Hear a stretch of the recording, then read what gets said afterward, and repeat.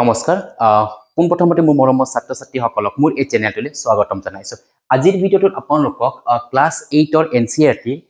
chapter number 1 ৰ যিটো আমাৰ পেজ নম্বৰ 10 আছে 10 ত থকা যিসমূহ ফিগাৰ আউট কোৱেশ্চন আছে তাৰে পৰা 7 নম্বৰ কোৱেশ্চন সলভ কৰিব লৈছো এতিয়া 7 নম্বৰ কোৱেশ্চন কি কৈছে যে হাউ মেনি নাম্বাৰস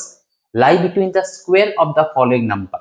এই 16 আৰু 17 ৰ স্কয়াৰৰ মাজত কিমানটা নাম্বাৰস লাই কৰে কিমানটা নাম্বাৰ আছে ঠিক আছে এটো একেবাৰে সহজ নিয়ম এটা আছে এটো ইমান চিন্তা কৰিবলকে একো নাই ইয়াৰে আমাৰ এনে যদি আমি ফাইন্ড আউট কৰিব যে এটা আমি হোল স্কয়াৰ কৰিও মাইনাস কৰিব পাৰো কিন্তু মাইনাস কৰিলে আমাৰ তাৰে পৰা ওয়াৰ এটা এক্সট্ৰা কৈ মাইনাস কৰিব লাগে ঠিক আছে সো এইটো কন্ডিশন আমি ডাইৰেক্ট এটা আমাৰ ফৰ্মুলা এটা আছে এটো জাস্ট সৰু ট্ৰিক এটা আছে এটো নিয়মটো আমি ইউজ কৰিম আমাৰ ইয়াৰে সৰু সংখ্যাটো কিমান 16 আৰু 17 16 হৈছে সৰু সংখ্যাটো তো ইয়াৰে আমাৰ কি কৰিব লাগে যেটো সৰু সংখ্যাটোৰ মানে এটো টুৱাইস n বুলি যে ৰুল এটা আছে টুৱাইস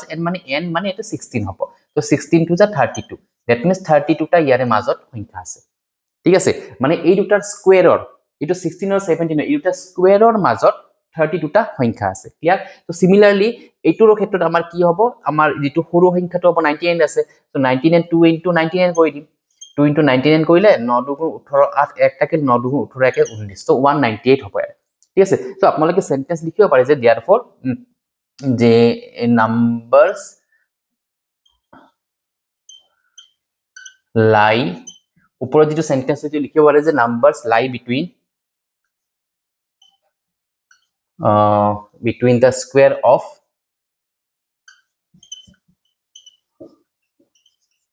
16 and